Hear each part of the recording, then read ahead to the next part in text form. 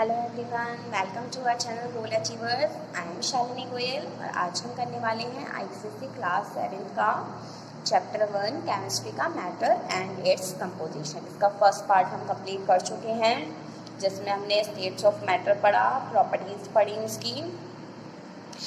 आज हम इसका सेकेंड पार्ट करेंगे। अगर आपने फर्स्ट पार्ट का वीडियो नहीं देखा है तो आप डिस्क्रिप्शन बॉक्स में मैंने उसका लिंक दिया हुआ है, वहाँ से जाकर आप चैप्टर को देख सकते हैं, समझ सकते हैं।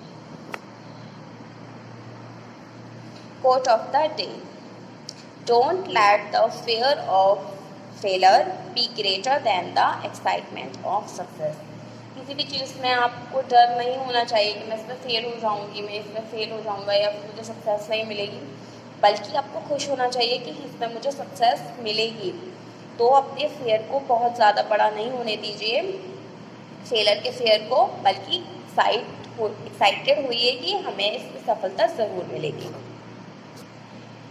तो इससे पहला हमने फर्स्ट पार्ट कर लिया था। सेकंड पार्ट में मैटर की हमने 3 स्टेट्स पढ़ी थी, सॉलिड, लिक्विड, गैस। अब हम इसके कैरेक्टरिस्टिक्स देखेंगे। Characteristics of solid. सॉलिड की शेप डेफिनेट होती है, इसका वॉल्यूम भी डेफिनेट होता है। Keeps its shape when moved to another container. Solid को, जैसे कि आइस क्यूब है, उसको मैंने किसी और कंटेनर में अगर उसे मूव भी किया तो वो अपनी ही शेप में रहेगा, it will not change its shape. तो हम कह सकते हैं कि it keeps its shape. High incompressibility, high density, can be changed by the addition और removal of heat energy. Heat energy के एडिशन या रिमूवल से इसकी स्टेट चेंज हो सकती है। जैसे कि आइस क्यूब थे, उसको मैंने बाहर निकाल कर रख दिया, टेम्परेचर थोड़ा ज़्यादा था, तो क्या होगा कि कुछ टाइम बाद वो सॉलिड फॉर्म से लिक्विड फॉर्म में चेंज हो जाएगी। क्यों? क्योंकि हीट एनर्जी का एडिशन हुआ, तो it will change its shape. Particles are packed close together. इसके पार्टिकल्स बहुत ही क्लोजली पैक्ड होते हैं। एग्जाम्पल्स जैसे कि mug, ice, crayon, block, house etcetera. Characteristics of liquid. Does not have a definite shape. इसकी डेफिनेट शेप नहीं होती है, लेकिन डेफिनेट वॉल्यूम होता है। Highly incompressible. इसकी डेंसिटी मॉडरेट होती है। Take the shape of its container. अभी सॉलिड में तो हमने ये पढ़ा था कि अपनी शेप में रहती है, it will not change its shape, लेकिन लिक्विड अपनी शेप चेंज कर लेता है अकॉर्डिंग टू द कंटेनर। जैसे कि मेरे पास एक छोटा बाउल में वाटर था, मैंने उसको एक ग्लास में डाल दिया, तो क्या होगा कि पहले तो वो बाउल की शेप में था वाटर, लेकिन मैंने जब ग्लास में उसको डाला तो ग्लास की शेप में हो जाएगा। तो हम ये कह सकते हैं कि take the shape of its container. Can be changed by the addition और रिमूवल ऑफ हीट एनर्जी। जैसे कि मैंने आपको भी आइस क्यूब के लिए एग्जांपल दिया था कि हम बाहर निकाल कर रख देंगे तो लिक्विड फॉर्म में चेंज हो जाएगा। तो इसी तरह अगर मैं लिक्विड को फ्रीज में रख दूंगी तो क्या होगा कि टेम्परेचर काफ़ी लो होगा, यानी हीट एनर्जी का रिमूवल होगा। अभी हम रिमूवल और एडिशन कर रहे हैं, तो लिक्विड जो है वो आइस क्यूब में चेंज हो जाएगा by the removal of heat energy. Particles इसके क्लोजली पैक्ड होते हैं, but not so much, they are able to flow. Examples जैसे कि milk, water, juice, lotion, shampoo etcetera. Characteristics of gas. Does not have definite shape and volume. ना इसकी definite shape होती है, ना इसकी डेफिनेट वॉल्यूम होती है। Spread out to fill its container. एकदम से स्प्रेड होती है गैस और कंटेनर को पूरा फिल कर देती है। जैसे कि कोई हमने कंटेनर लिया, उसमें सामान रखा हुआ है, उसको बंद करके रख दिया, तो कुछ टाइम बाद हम उसको खोलेंगे तो बहुत ही टाइट टाइट महसूस होता है, क्योंकि एयर या गैस उसमें फिल हो जाती है। हाईली इनकम्प्रेसिबल, डेंसिटी इसकी लो होती है, can be changed by the addition और रिमूवल ऑफ हीट एनर्जी। जैसे कि लिक्विड को अगर वाटर को मैंने बॉईल किया तो भाप उड़ेगी, वेपर उड़ेगी, तो वो क्या हुआ कि वो चेंज हुआ, ये एडिशन स्टेट चेंज हुई लिक्विड की, गैस स्टेट में हुई वो चेंज हीट एनर्जी के एडिशन से। Particles are separated, move freely, इसके पार्टिकल्स सेपरेटेड होते हैं और फ्रीली मूव करते हैं। Examples oxygen, water vapour, wind, carbon dioxide etcetera. Composition of matter, सारे matter, all states of matter, matter की सारी स्टेट्स टाइनी पार्टिकल्स से मिलकर बनी हुई होती हैं, जिनको हम एटम्स कहते हैं। Atoms are smallest particles of an element. जैसे कि ये है, कई सारे एलिमेंट्स, इलेक्ट्रॉन, न्यूट्रॉन, प्रोटॉन, इन सब से मिलकर ये पूरा एक कंपोजिशन बन गया।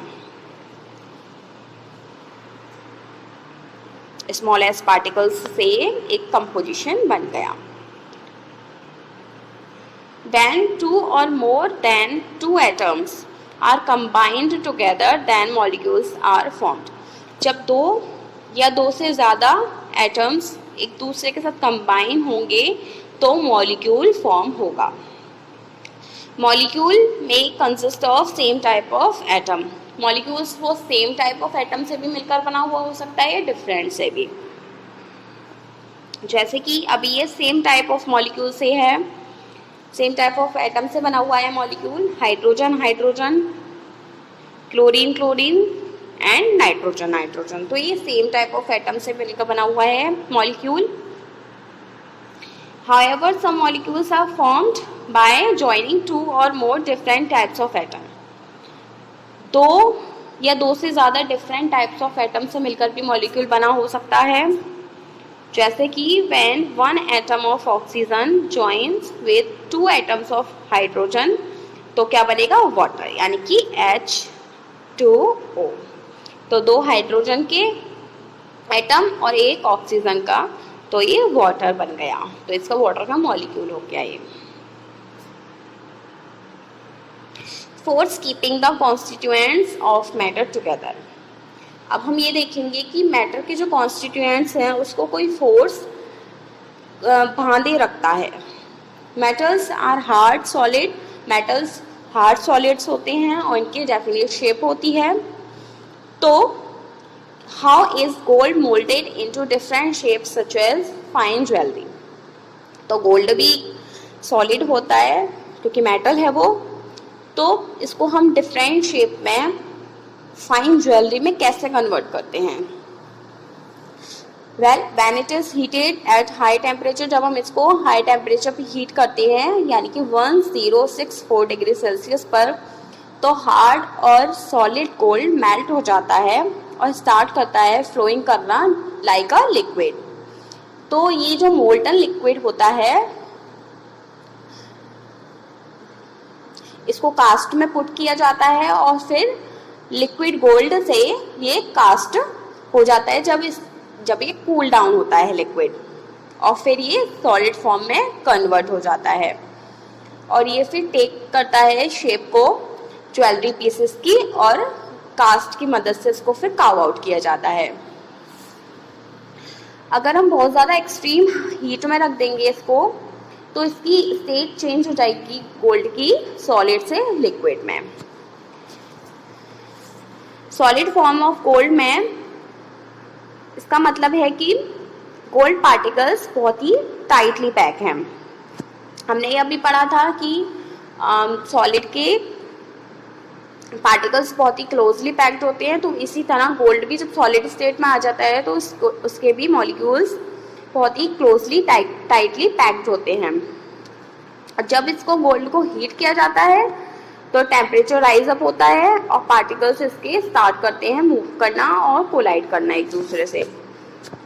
तो इंटरमॉलिक्यूलर फोर्स डिक्रीज होता है जिसकी वजह से, और इंटरमॉलिक्यूलर स्पेस इंक्रीज हो जाता है। तो at this state solid state of gold changes into liquid state. और when liquid gold is cool down, again जब हम लिक्विड गोल्ड को कूल डाउन करेंगे तो इंटरमॉलिक्यूलर फोर्स इंक्रीज हो जाएगा और इंटरमॉलिक्यूलर स्पेस डिक्रीज हो जाएगा जैसे कि पहले था। तो ये दो प्रॉपर्टी थी मैटर की जो कि डिटरमाइन करती है इसकी स्टेट को, intermolecular force and intermolecular space. Intermolecular force और स्पेस गैसेस में बहुत ही कम होता है, लिक्विड में उससे ज़्यादा और सॉलिड में सबसे ज़्यादा होता है। इंटरमॉलिक्यूलर फोर्स काफ़ी स्ट्रॉन्ग होता है। अगर इंटरमॉलिक्यूलर फोर्स स्ट्रॉन्ग होगा तो इंटरमॉलिक्यूलर स्पेस कम होगा, और अगर इंटरमॉलिक्यूलर फोर्स कम होगा तो इंटरमॉलिक्यूलर स्पेस ज़्यादा होगा, वाइस वर्सा। अगर वो ज़्यादा होगा इंटरमॉलिक्यूलर स्पेस तो फोर्स कम होगा, फोर्स ज़्यादा होगा तो स्पेस कम होगा। तो इसी तरह in solid form of gold, gold की जो फॉर्म थी सॉलिड की, सॉलिड फॉर्म में था जब गोल्ड, तो इंटरमॉलिक्यूलर फोर्स बहुत ज़्यादा था, वेरी स्ट्रॉन्ग था, और इंटरमॉलिक्यूलर स्पेस बिल्कुल नेग्लिजिबल था। Arrangements of molecules in 3 states of matter. इसके 3 स्टेट्स ऑफ मैटर में अरेंजमेंट ऑफ मॉलिक्यूल्स देखते हैं। रिजिड मॉलिक्यूल्स, सॉलिड में लीस्ट रिजिड होते हैं मॉलिक्यूल्स, लिक्विड में नो रिजिडनेस और गैसेस में भी no rigidness. Intermolecular force solid में स्ट्रॉन्गेस्ट होता है, लिक्विड में वीक और गैस में weakest. Intermolecular spacing almost negligible in solid, more than that in solid and liquid. Position of molecule solid में fix होती है और liquid में free to move within boundary, और gases की free to move anywhere in space. Kinetic energy solid में least होती है, liquid में higher और gas में maximum। तो सेकंड पार्ट भी इसका कंप्लीट हो गया। होमवर्क के 3 क्वेश्चंस हैं आपके जो आपको कमेंट बॉक्स में आंसर देना है। First is classify 5 objects around you as solid, liquid and gas. Second is the element that can stay in all states of matter is dash, the intermolecular forces are the weakest in dash. I hope आपको chapter अच्छे से समझ में आया। Comment box में आप बताइएगा और हमारे चैनल को सब्सक्राइब करना मत भूलिएगा। Thank you so much. पढ़ते रहिए, खुश रहिए।